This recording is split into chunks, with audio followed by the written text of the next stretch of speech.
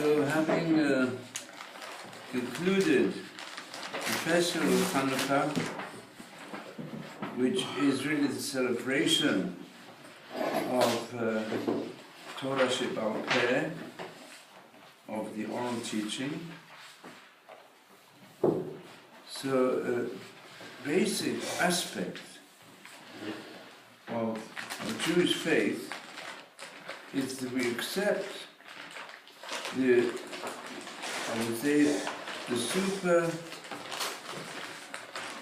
super intelligence which is expressed in the written Torah, that it comes from the wisdom and the will of the Creator Himself. And that's why it belongs to the 8th dimension and is represented in the Holy of Holies, where there was the Ark of the Covenant. It's called Aron, because the sages say from there light goes out to the whole world, a divine light, which has a power until today. And we can say that the strongest power in the world today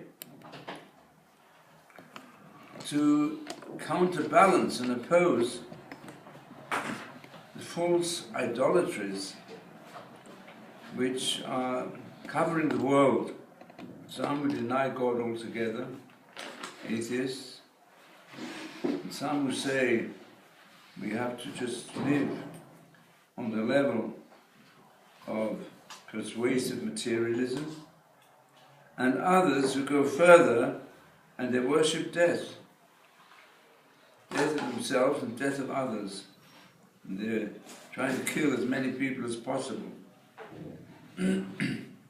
which is a terrible corruption of the purpose which the Creator of life has in giving us life in this world. So, we've finished the 8 days, we've analyzed them quite some depth, and I want to thank our students for giving me inspiration, for your questions. And the light of Hanukkah, however, is the light of the menorah, which has to be lit by human beings, by the Kohanim, and also by the people of Israel, which is the candelabrum which in the temple the flames were directed towards the Holy of Holies, but they were lit by Kohanim, also by the Levium, also part of it by Yisraelim. And it's interesting, in reference to the kindling of the menorah, it says in the Chumash, it says it's called lighting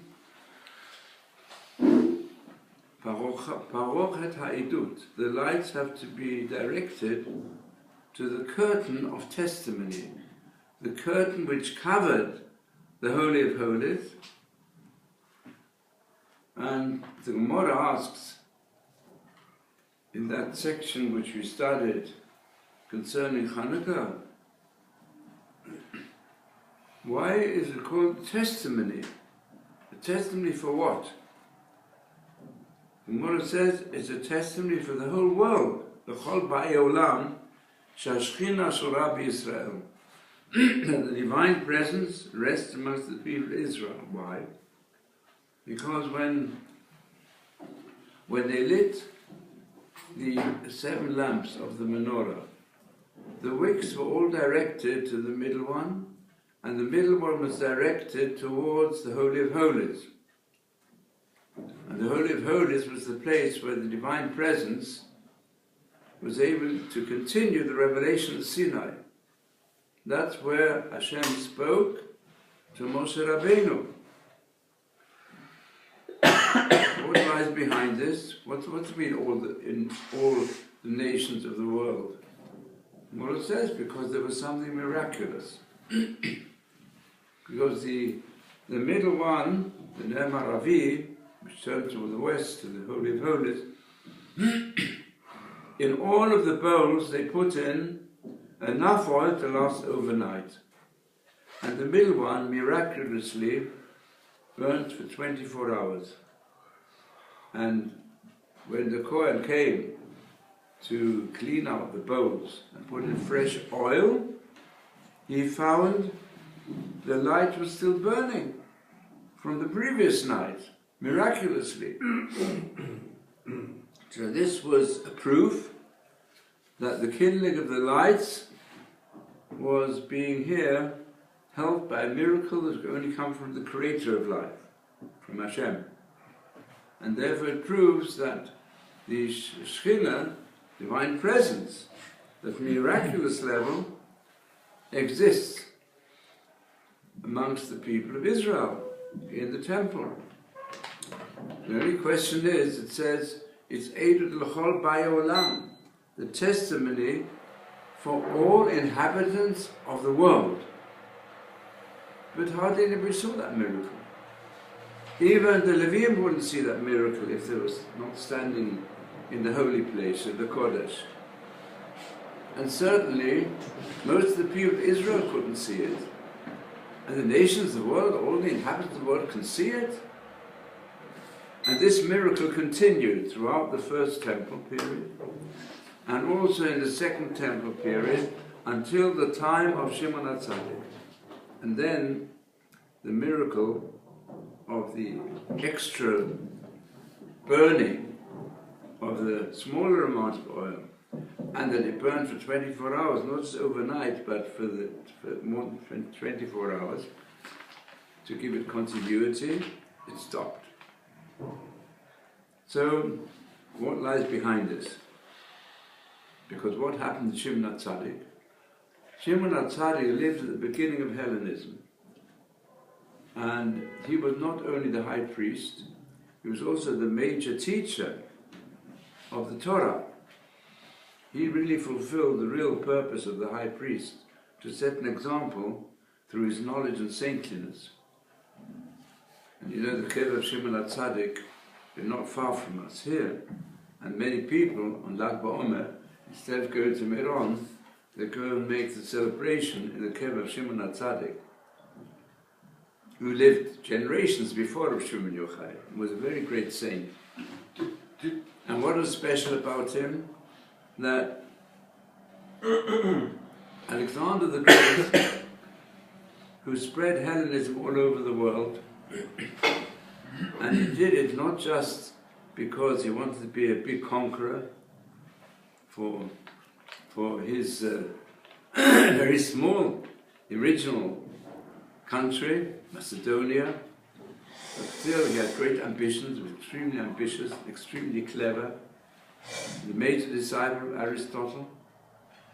He said when he came to the border of Judea, so Shimon HaTzadik came to him to ask that he should not go and force any type of religious coercion against the way of the life of the Jewish people. And according to the legend, he got off his mare and he bowed down to Shimon HaTzadik, because Shimon HaTzadik even went in his priestly garments for this purpose. So, what lies behind this legend, that he said that when his ministers were upset, what are you doing here? You're the greatest man on earth today. Why do you bow down to him? He said, because his image is the one that is in front of me in all my conquests and victories. This we can explain, we can understand it. Perhaps it didn't really happen, this event, but it is recorded, and this seems to be historical, because there's no reason why the sages would bring it, and there are aspects of it also in Greek traditions. He had a big debate with the greatest scholars in Judea, and he asked the questions, and the questions fit in very much with the major questions on which there wasn't really a clear, more logical answer in Greek philosophy. And he found that those wise men of the state of Judea, who were very great in their saintliness and their scholarship, they answered all his questions in a way that made him think differently about the purpose of life. It's worthwhile study. You can find it, look up also in the Art Scroll, at the end of Tractate Talmud, page 32, there you find the debate. And Alexander, he gave complete religious freedom for the Jews to practice their religion, more than he did in any other place. It's the successors, unfortunately, who tried to impose a corruption of Hellenism, combined with idolatry, and to force the Jewish people, and they tried both means of persuasion on the one hand, and a lot of cultural, even cultural coercion, in order to take away, especially the youth, from allegiance to Torah. The Hashmonaim, they again lit the light of the menorah, which means the light of Torah. So that's the way we can understand. What means Shashchina Shoram is this is testimony. I'll tell you what is testimony. There's a great British philosopher, John McMurray, who wrote a book, The Clue to History. And the great Russian, previously an agnostic, Nicholas Berdyaev, wrote a book, The Meaning of History. And there are so many books, in recent times especially, who say, to understand history, you have to accept that there is a divine quality amongst the people. Even H.G. Wells, who was a complete agnostic, and in his short history of the world, he says there's no way we can explain the survival of the Jewish people unless we assume there's some sort of a supernatural power at work. And these other works I've mentioned brought them to believe that God is the one who looks after history.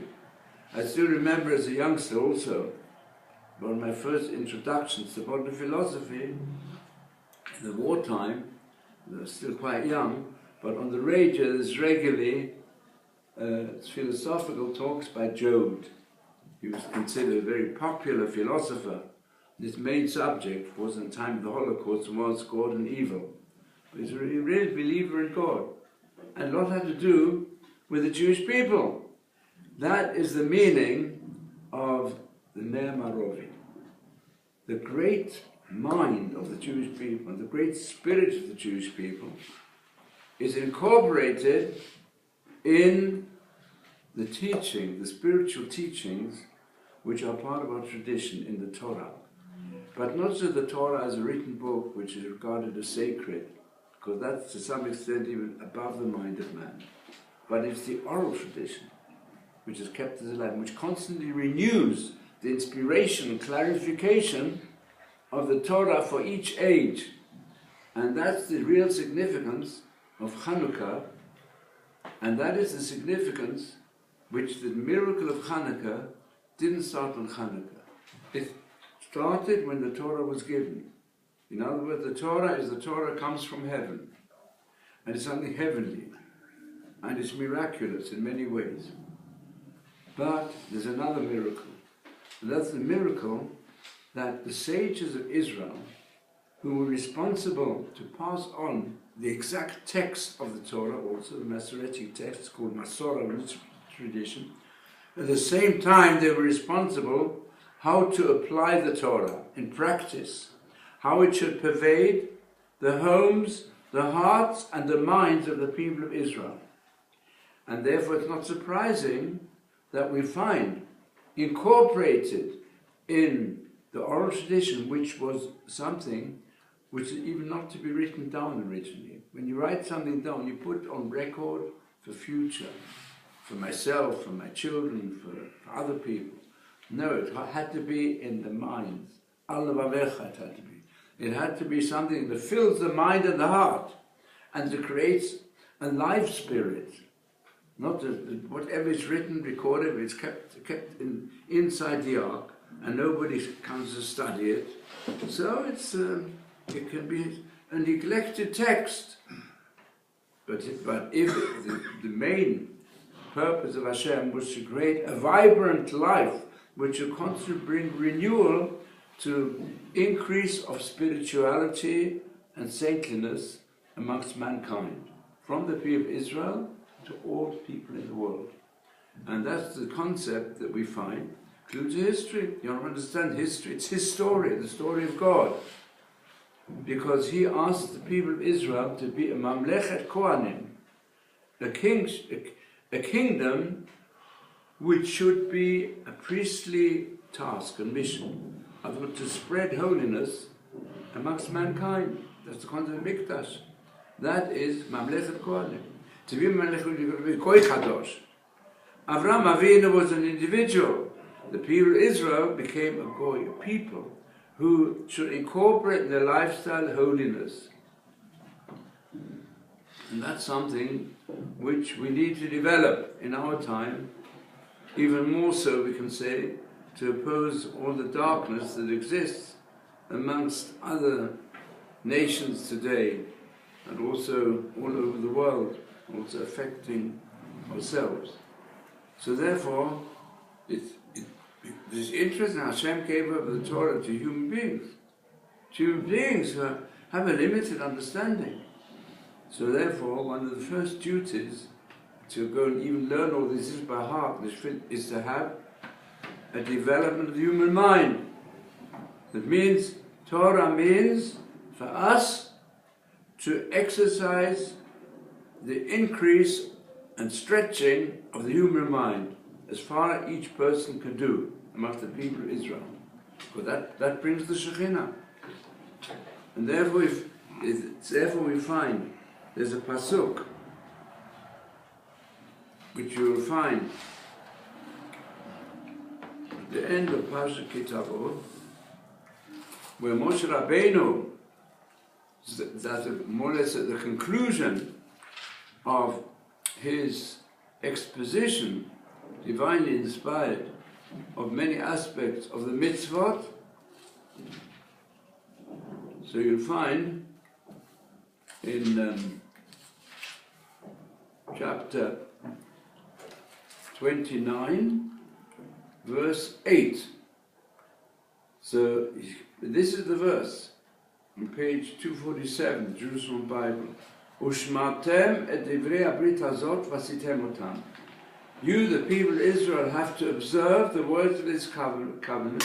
To observe means to memorize it and know all about it. Vasitem otam, and to fill it in actuality. Leman taskilu eko shatasun. So that, taskilu means you'll act with seichel, with intelligence in whatever you do, with rationalism. The highest level of rationalism is developed through preserving the words of this covenant, which means the Torah Shebichtav, as expounded by the greatest minds and the greatest scholars and the greatest saints of the people of Israel. Whether it's the actual Sanhedrin that existed and was formed at the time of Moshe Rabbeinu, which continued throughout the first temple period and also afterwards. And unfortunately, it came to a close after the destruction of the Second Temple. But since then, the greatest scholars, greatest saints, have also to exercise their minds to the maximum, by which they will naturally be elected to become the leading teachers, as long as their high intellectual level and capacity is tied and intertwined with the highest level of saintliness, and they're the ones who guide us until this day, until the time comes with the Mashiach that we'll have a new Sanhedrin. But at the moment there isn't such a possibility. So this requires high intelligence, taskilu. So therefore, we understand why is it that in our daily prayer, which is the first request? Can you tell me? The daily prayer, the Amidah, the first three blessings are praises of Hashem. Rain. And then afterwards, we ask Hashem, please help us. What's the first request? Marina, tell them, Marina, guess. No. The first request.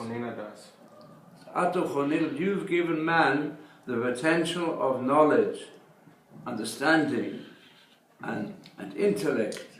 Please give us that ability. That comes first. What's the second one? Hashivenu, Avinu.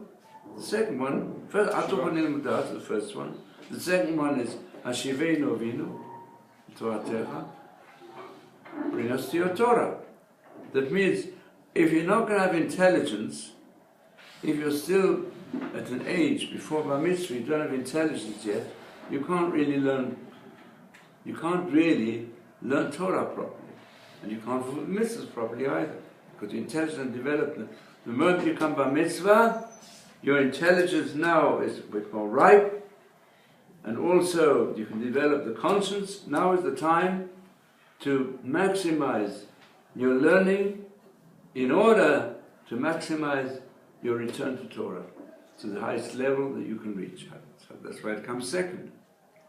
And therefore, this concept, by the way, which is very much recognized today by many non-Jewish groups, who are amazed at the great power of the Jewish mind, at the ratio of Nobel Prize winners from the Jewish people, which you don't find by others. And they've correctly assessed what is this due to. Yes, this genetic influence doesn't come by itself. It's because the Jewish people, a section of them, dedicated themselves to develop the human mind to the highest level. It's well known.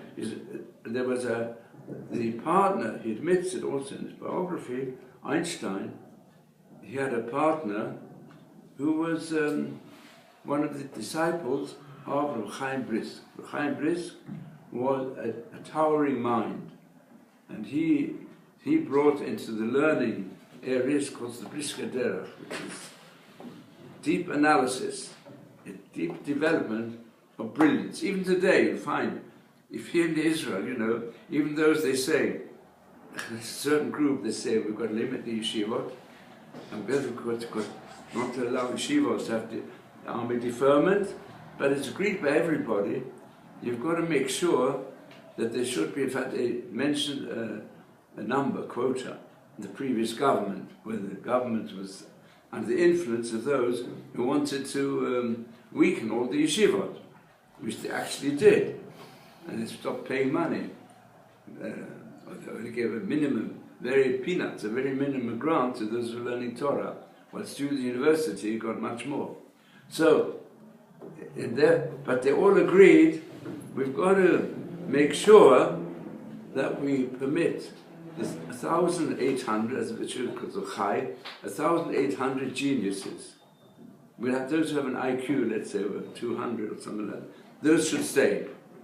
Why? Because they know they need them. But if there's even a special group in the army who don't fight at the front. They work on the highest computer plannings, which need great skill and concentration. And the Nobel Prize winners, the same thing. There's some, for example, Professor Uman. He was one of the leading authorities in the whole world, for which he got the Nobel Prize for what's called the games theory. And he's also illustrated from a Suki in the Gemara, which deals with games theory on the highest level. But he's given shiurim on it, presume. But the vast majority of Nobel Prize winners, they know nothing about the Talmud.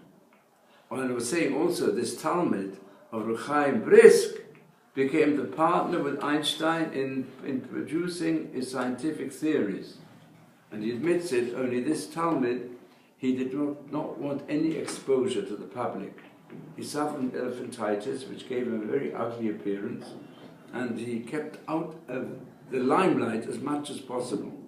but he was responsible for a lot of his deeper theories. Einstein admits it, the geniuses. So, and today we know, even also in China, also, in addition to in Korea, at the universities, they teach the Talmud. Why they teach the Talmud, how it translated? Because they say, this is the best training for the human mind. So, we can therefore understand, and everybody knows, you want to start, in fact, I had one of my first students when I started yeshiva. He knew nothing about Judaism, but when it came to Gemara, I just translated things for him, and he asked high-level questions, gave high-level answers to many of the questions of the Gemara, and he enjoyed that so much, so he got really involved in learning. Anyway, so this is the reason why we're going to now learn. We know Moshe Chaim Luzzatto was a great genius, also lived a short life. In that life he produced fantastic works. He produced, first of all, he was a master of languages, and he produced many works in pure Hebrew, and became a real chain in the development of modern Hebrew on the highest level. And he produced dramas and poems and so on, many different things. And he also produced works on philosophy. Of course, we know him best from his works on ethics and his Kabbalistical works. So he wrote this book called, we start with the way of reasoning, but I'm going on to his next book because it's more applicable to our level, to the level of those who don't yet know Gemara. And this is called the Book of Logic. Now, in the introduction of the translator, he says that he goes further than the Rambam. Now, the Rambam, we know, was one of the greatest minds in the early Middle Ages, altogether amongst all human beings. He was recognized as one of the leading authorities in philosophy and science, especially in medicine, and that's why he had offers to become the doctor of the leading personality of his time. Richard II, I think it was, wanted him to come to England in the time when the Jews were expelled from England. And he said, this person is known as the best doctor in the world, I want him. Yeah, but there wasn't much, there's no Jews there. So he would have had to come with the millions. So, but he said, he's the best doctor, the best doctor. So we were talking to the Sultan. So he became the doctor of the Sultan. Came to Cairo, because he was so much in demand. And his works, you should know, they were written in Arabic, and then they were translated to Latin, and into English they were translated only in the last century. And they became known as being basic works in a new approach to medicine called preventative medicine. He's the originator, because he wrote his special works on preventive medicine, another area called psychosomatic health. Psychosomatic health, developed a great deal today, is to show the connection between psychological and physical problems. And he was the one who initiated this, and his books are up to date on the highest level. And he took it from the Torah, so you can see it in the other writing. So the Rambam did something else also. He wrote a book, Milot Higayon, also written in Arabic. He wrote a book called Logical Definitions. It's a book on logic. And he opened it to all people who were studying any science, any philosophy. In his time, science and philosophy went together. And he develops this at a very high level. Now, so the claim that is made in this book, that I'm putting this on record, because the book is fantastic, the translation and introduction of these two great scholars who also have a big background in philosophy. They say that Moshe Chaim Luzzatto went further than the Rambam, and they think the Rambam wasn't on that level. But I don't know whether they know of the great genius who existed in pre-war Europe, in Riga, in the Vins, I think it was Levinsky's later life, who was a terrific genius. He had a photographic memory on everything. His knowledge of Torah was so enormous, he didn't need to, somebody said, well, he must have revised his learning thousands of times. The truth is, he didn't need to revise, because whatever he learned remained in his mind. So he always was superlative mind. We even met him, they said it was the greatest mind they've ever met. And he couldn't stop his mind racing all the time in Torah. And he, on the basis of the book on logic of the Rambam, he analyzes many sugyot in the Gemara. And he wrote quite extensively, but his writing was just references. He had a supercomputer mind. He didn't use a computer, but everything at fingertips. And I've seen that from some of my teachers. They used to send him questions, and they got back postcards. Used to send out postcards to answer questions. Normally, a person's given a halachic question to understand a sugya, to know what the decision should be. So, they print it in books, they print it in journals. He didn't do that.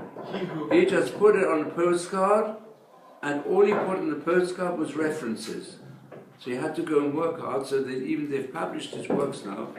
And I was very close to one of his disciples, who published a work called Faner Tzvunus, and who also had a photographic memory. Nashe Kasha was his disciple.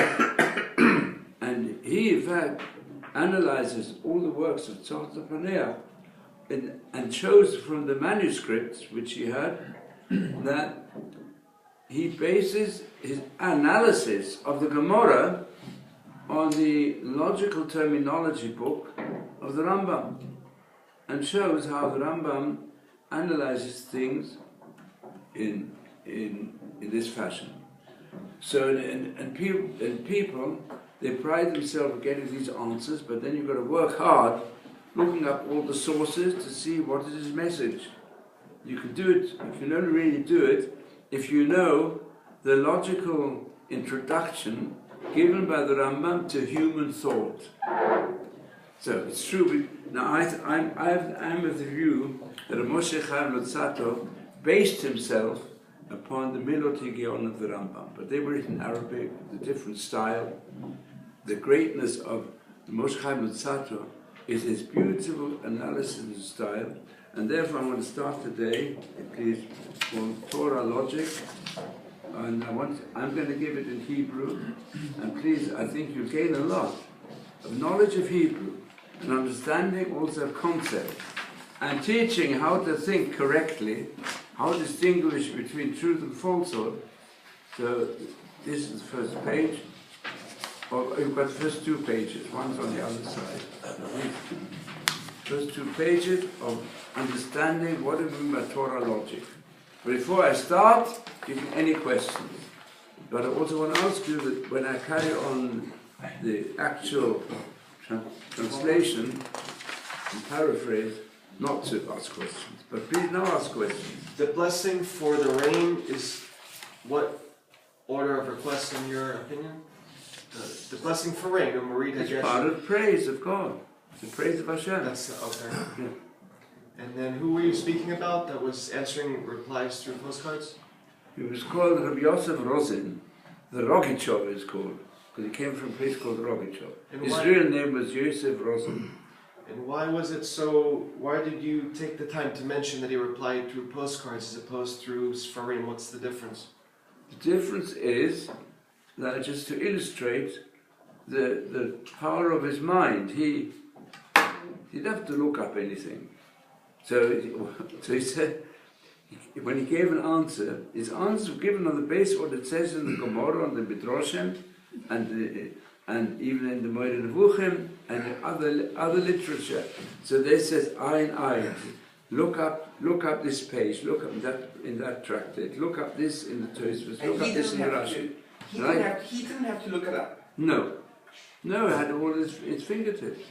After, even what he used to make it, when he did something on Shabbos, looked up, So after Shabbos, just sent out, wrote out the postcard. Like one of my teachers, I had the chance to have great teachers, and one of them was the person who became the chief rabbi of the Orthodox community here in his last years. But I was with him in Manchester, where he was the head of the Beis Din in Manchester, not the Beis Din for the extra Orthodox, the Beis Din of the whole city. And they wanted him London, and he wanted to London, and I had the privilege to be very close to him. And he was very wide in his approach, and even as a youngster, when he had questions, he'd sent his question to different great poskim, and also many questions sent to him. He showed me the postcards. And also when I came here to Eretz Yisrael, I became very close to Menashe Kasher, who was his disciple.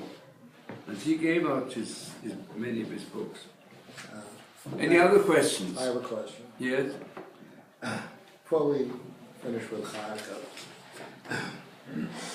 there are two post-biblical events, Purim and Hanukkah. They seem to be diametrically opposite. On Purim, the day before, we fast. Hanukkah, we don't. On Purim, we don't say Hallel. On Hanukkah, we do. On Purim, we don't light lights. Hanukkah, we do. We also give gifts on Purim to adults. We do not do that on Hanukkah. We have four different, to me at least, opposite events that contrast the two holidays. So I'd like to know about fasting, lighting, Hanukkah, and gifts. Why the distinction between the two?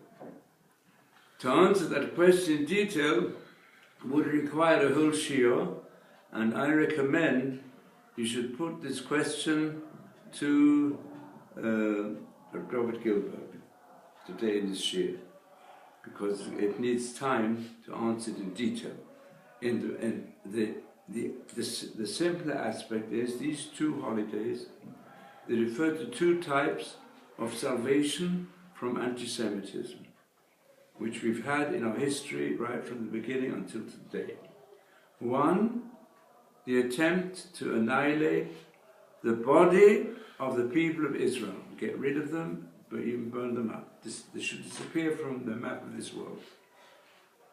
The other one which says, no, the Jews should join us, and they should follow a permissive lifestyle, or a lifestyle which does not bring God into the picture, or brings another God in the picture.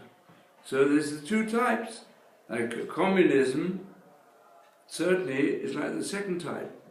Communists were pleased when Jews joined their ranks. And there's even a whole department of the communist movement, even politically, that was dealing with making all the Jews atheistic communists as far as was possible. I don't say the other element perhaps existed in a small manner, but it was mainly an approach to destroy the Jewish spirit. And Nazism, on the other hand, even the manifesto, exactly like Purim. The manifesto of the Nazis was going to kill every single Jew in the world. And they even analyzed, anyone's got Jewish blood, how far are they considered Jews, or it's a racial distinction. And they wanted to remove every Jew from the world, and even burn them up. So therefore, it's these are the two types. And for both these types, Hashem has saved us. It's true, He hasn't saved everybody. In the time at Purim also, the Jews were being killed, but still, the Jews survived as a nation. And also on Hanukkah, so many got lost, but the Jews, the nation, survived. We still continue. And the same is today, despite the events of both these types, today working to some extent together to destroy the spirit and the body of the Jewish people, we say to Hashem, Yasoi Lamoves Loile Sononi has not given death to the Jewish people. And therefore, we continue to follow our path, to praise, to dedicate our lives to Hashem and His Torah. But the details, please ask David to go into, because on that basis, that principle, you can explain most of the questions that you've raised. There's a very good essay in Living Judaism that you can ask if David can find the books here. Edited by Leo Jung. There's an essay by somebody called Isaacs who analyzes this in detail. What is Two it types. It's called Living Judaism, a number of volumes, and there's an essay there on the two types of anti-Semitism, based on your questions. So, and also in my article, I deal with it. I've got an article, and David can give it in my book, Jewish Faith in Our Times, published in a few magazines, also called Chanukah and Purim. It's mainly about Chanukah, this distinction.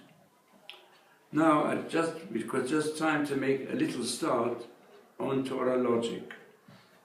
So I'm just making a few sentences because I don't want to transgress Lo Tosef Alav. You shouldn't add onto the mitzvot, neither you should add in time when someone else is getting ready for giving another shiur. So therefore, Mahut Melechet HaHigayon. The introduction is, what's the essence of, you call it Melechet HaHigayon. It's not just Torah logic. It's the art of logical development. Melechet means a craft. Don't think logic, true logic, is just something which comes naturally. You've got to work on it. Kashenashkif al briot haaretz. When we start looking at the different creations on this earth, umashi magia alehem, and that which is given to each one of them. Nire, we see, shenatan elokim livnei adam, that God has given the human species chelek gadol b'shvuo shel olam hazeh, a great part in inhabiting this world, this globe, uv'ashlamat kol melo'o, and also to complete everything that fills this earth.